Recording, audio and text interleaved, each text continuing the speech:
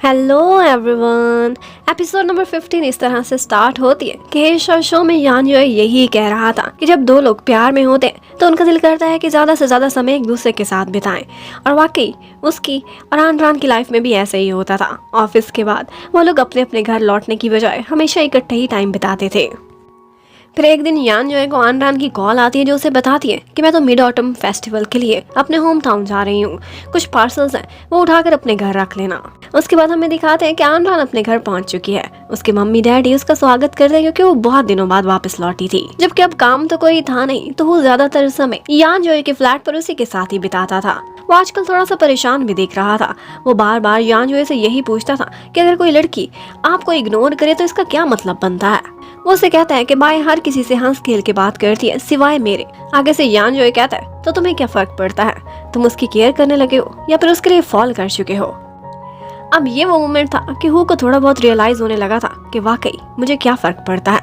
यहाँ पर यान उसे बताता है कि एक्चुअली अगर वो सारों से अच्छे से बात कर रही है सिर्फ तुमसे नहीं तो इसका मतलब है कि उसे तुमसे कोई प्रॉब्लम है। तुम उसके लिए कुछ ऐसे हो जो बाकी लोग नहीं, मतलब तुम बहुत स्पेशल हो उसके लिए। और ये भी हो सकता है कि जो फीलिंग्स तुम उसके लिए रखते हो वो भी तुम्हारे लिए ऐसा ही सोचती हो। हमारे साथ कुछ लव गेम्स खेल रही हो, प्लेइंग हार्ड टू गेट, जानते हो ना इस बारे में। अब हु का तो सर ही घूम जाता है। उसका माइंड हर टाइम पर गेमिंग में ही रहता था। अब वो बैठकर अच्छे से सोचने लगता है तो फाइनली उसे वो मोमेंट्स याद आते हैं जो उसने बाय के साथ बिताए थे। कहाँ कहाँ उसने गलतियां की थी ये भी वो याद कर लेता है। और एग्जैक्टली जो बात उसके सीधे दिल को लगी थी वो ये थी कि उसने फ्रेंच में उसे आई लव यू भी बोला था। बस वो समझ जाता है कि एक्चुअली बाय मुझे लाइक करती है। जबकि उधर हमें बाय को दिखाते हैं वो अभी तक हु पर बहुत गुस्से में थी और बॉक्सिंग में प्रैक्टिस करते हुए वो हमेशा उसे इमेजिन करके ठीक ठाक पंचेस भी लगा लिया करती थी। वो एक दफा बॉक्सिंग रिंग में खड़े होकर अपना एक स्टेटस लगाती है और यही स्टेटस हु भी देख लेता है। अब उसे उसके जिम का नाम भी पता चल गया था तो वो भी फैसला करता है कि इसी जिम में जाएगा। वो जाता है, वहाँ एडमिशन ले लेता है और कहता है कि मैं भी यहाँ बॉक्सिंग सीखने के लिए आया हूँ और पता है मैं इसमें बहुत अच्छा हूँ। बाय उसे काफी इग्नोर करने लगती है। वो बार बार उसके पीछे पीछे था तो वो उससे कहती है ठीक है तो मुझे अपने गट्स दिखाओ, तुम बॉक्सिंग में कितने अच्छे हो। गया तो हीरो बनने के लिए था लेकिन बेचारे को कुछ भी करना नहीं आता। अटैक तो एक भी नहीं कर पाया था, ढंग से खुद का डिफेंस भी नहीं कर सकता था। अब उसकी तो उस लड़की के सामने इंसल्ट हो गई थी जिसे वो लाइक करता है। तो घर आकर वो तो बॉक्सिंग प्रैक्टिस करने लगता है। 2-3 दिन इसी तरह से बीत जाते हैं। जबकि यान घर पर बहुत बोर हो रहा था। उसे बार बार आनरान की यादें आती थी।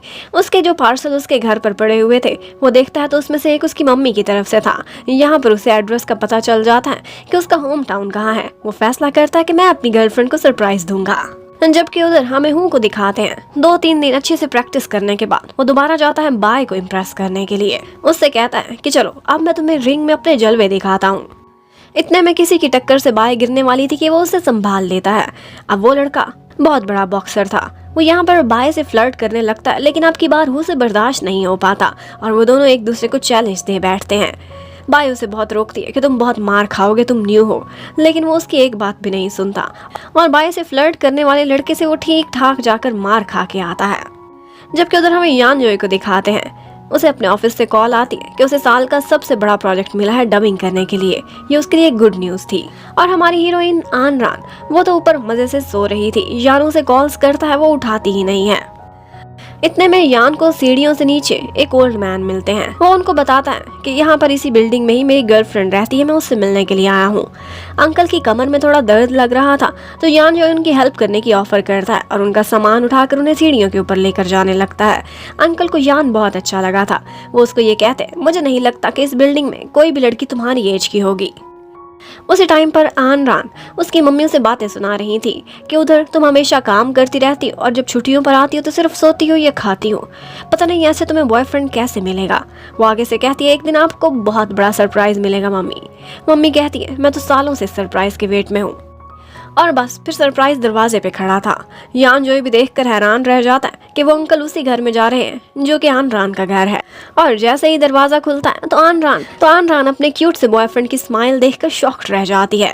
अब मम्मी डैडी का ऑफिशियल उससे इंट्रोडक्शन होता है। वो बताता है कि मैं एक डबिंग एक्टर। और मम्मी तो हैरान थी कि आनरान ने वाकई मुझे बहुत जल्दी सरप्राइज दे दिया है।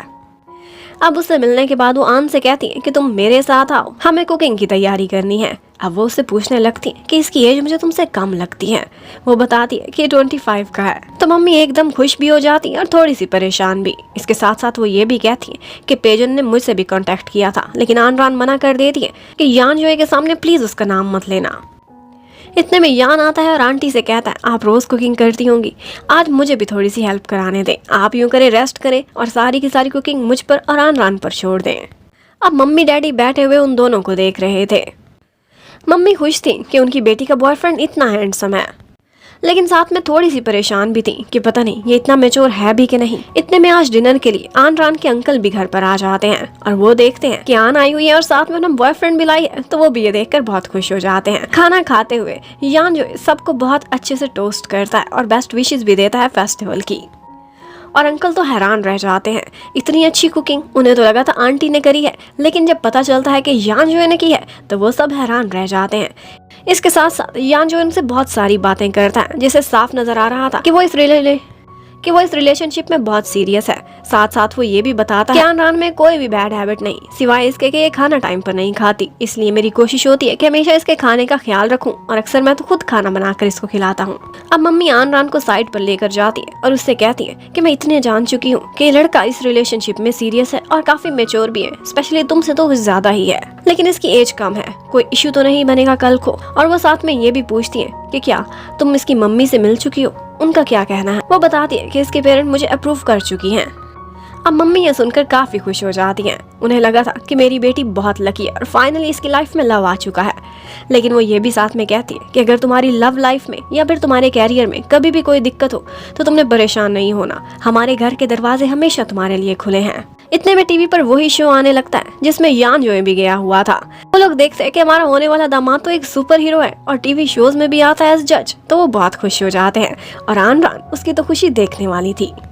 जबकि उधर बहुत सारी मार खाने के बाद हूँ बाई से कहता है कि जब मैं तुमसे बिल्कुल एक बड़ी की तरह से या कोलीग की तरह से बिहेव करता था तब मुझे चीज़ों की सही से समझ नहीं थी, लेकिन बाद में जब तुम मुझसे दूर हुई तो मुझे समझ आया कि तुम मेरे लिए कितनी इंपॉर्टेंट हो।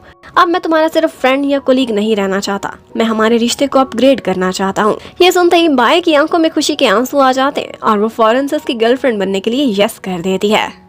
जबकि उधर यान जोए को दिखाते हैं, वो आनरान की बचपन की फोटो देखकर बहुत खुश हो रहा था। उसने आज काउच पर लाउंज में सोना था। यहाँ पर वो एक बहाने से आनरान को अपने क्लोज करता है और फिर उसे सोफे पर गिरा लेता है और उसे बताता है कि मैंने तुम्हें कितना ज्यादा मिस किया था, तभी तो मैं तुम्हारे पीछे पीछे यहाँ आया हूँ।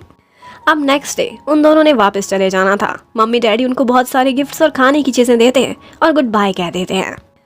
रास्ते में आनरान देखती है तो उसी टीवी शो की प्रमोशन में जगह जगह यान जोए के बोर्ड्स भी लगे हुए थे। ये देखकर वो बहुत खुश हो जाती और कहने लगती है कि लगता है फ्यूचर में लोग तुम्हें सड़कों पर रोककर तुमसे ऑटोग्राफ भी लिया करेंगे। और फिर यहीं बैठे बैठे जब वो वीचैट पर स्टेटस चेक करती है तो उसे पता चलता है कि बाय और हु दोनों रिलेशनशिप में आ चुके हैं। ये उनके लिए एक गुड न्यूज़ थी। ये देखते ही वो खुश हो जाते हैं और इसी के साथ ही ये पार्ट खत्म होता है। Thank you for watching, stay connected, bye bye.